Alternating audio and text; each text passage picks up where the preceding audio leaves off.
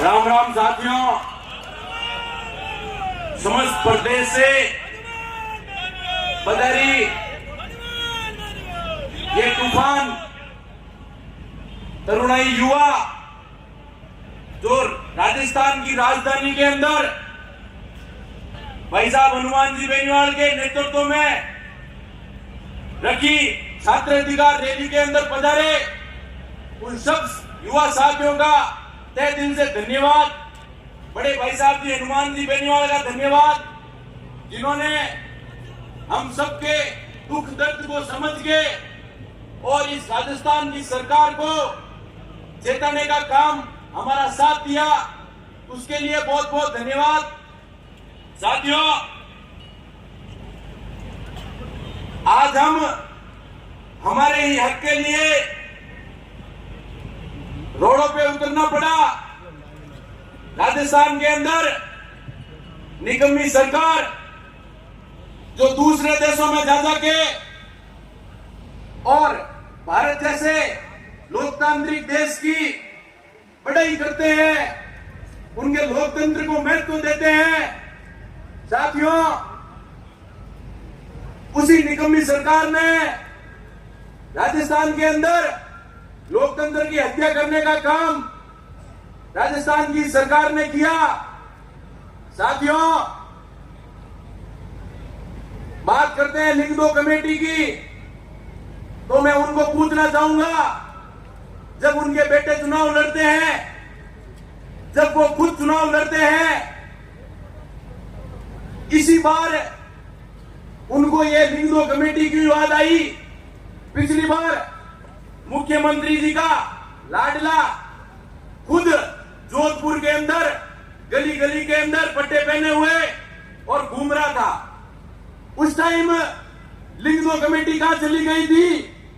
बात करते हो लोकतंत्र की, जब इस राजस्थान के अंदर 50 से ज्यादा एमएलए एमपी छात्र राजनीति से निकल के यहां तक पहुंचे हैं, उन सबको पूछना चाहूंगा, कहां चले गए राजस्थान के नेता? मुख्यमंत्री खुद छात्र राजनीति से निकला, एक गप्पू बना, वो खुद छात्र राजनीति से निकला, पूरे देश के अंदर घूमते हैं और कहते हैं हमारा देश लोकतांत्रिक देश है, लोकतांत्रिक देश है। साथियों, उन सबको पूछना चाहूंगा कि क्यों आप सब कहां चले गए थे, क्यों बिलों के अंदर घुस गए? राजस्थान के इस युवाओं और गरीबों के कोहिनूर हम सब के बीच में तपने वाले बड़े भाई साहब हनुमान जी बेनीवाल को ही इस राजस्थान के युवाओं की आवाज किस लिए उठानी पड़ी? साथियों, 1979 के अंदर चीन के अंदर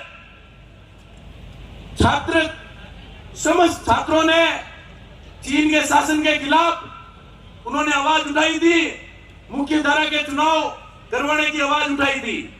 सरकार ने उनके ऊपर तोपों से कई छात्रों को मौत के घाट उतार दिया, लेकिन छात्र वहां से हटे नहीं। ये इस घटना को 14 जून के नाम से जाना जाता है।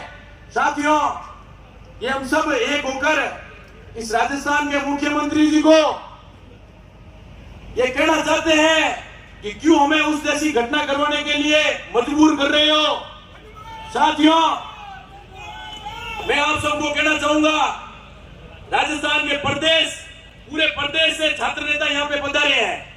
मैं उन सब छात्र नेताओं का तहे दिल से धन्यवाद देना चाहता हूं, लेकिन उसके बाद भी उनको मैं ये बताना चाहता हूं साथियों कि राजनीति करते हो तो एक खुद के स्वाभिमान की तो राजनीति करो।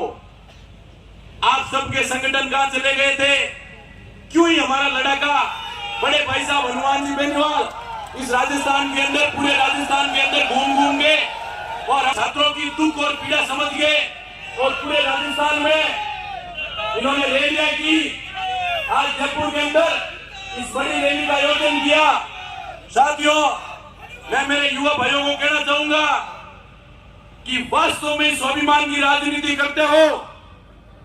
ये चुनाव तो आज बड़े भाई साहब करवा के ही निकलेंगे यहां से। लेकिन उनको बताना चाहता हूं कि अगर आपकी पार्टियां आपकी खुद की होती तो आपके साथ यहाँ खड़ी रहती। बाइकआउट करो सबको, बड़े भाई साहब हनुमान जी बेनीवाल का साथ। दो साथियों, ऐसा लड़ाका इस युग के अंदर ना कभी पैदा होगा ना कोई दूसरा होगा। साथियों, मैं आपको बताना चाहता हूं, राजस्थान के अंदर आरयू के छात्र नेता भूख हड़ताल के लिए 5 दिन बैठे रहे, लेकिन सरकार की कान में जूं तक नहीं रहेंगी। और भाई साहब ने संसद से जयपुर पधारे और मेरे सभी भाइयों की भूख हड़ताल तुड़वाई। उसके लिए मैं बहुत बहुत तहे दिल से भाई साहब का धन्यवाद देना चाहता हूं। साथियों, आरएलएसयू पार्टी अभी तक नहीं बनी, लेकिन मैं जयनारायण व्यास विश्वविद्यालय के अंदर एक पूरे प्रदेश के अंदर अकेला छात्र नेता जो आरएलपी की झंडी उठा के और पूरे राजस्थान में भाई साहब के लिए हमेशा आज से आज तक साथ खड़ा था, आगे भी जीवन में साथ खड़ा रहूंगा। साथियों, छात्र संघ चुनाव नहीं कराने से आम गरीब किसान परिवार से आने वाले छात्र जो हमेशा 12th पास करके बिल्कुल ही बिना कुछ नॉलेज के यूनिवर्सिटी के अंदर आते हैं, अगर ये छात्र संघ चुनाव नहीं होंगे तो वहां का प्रशासन जो इस सरकार की तरफ भ्रष्ट है वो उनको परेशान करेगा। बहन बेटियों की सुरक्षा वहां नहीं होगी। साथियों, समय की कमी के कारण आप सबका बहुत बहुत धन्यवाद देना चाहता हूं। प्रदेश से पधारे सभी साथियों ने साथ दिया, बड़े भाई साहब हनुमान जी बेनीवाल ने हमारी आवाज उठाई, उस सब के लिए बहुत बहुत धन्यवाद।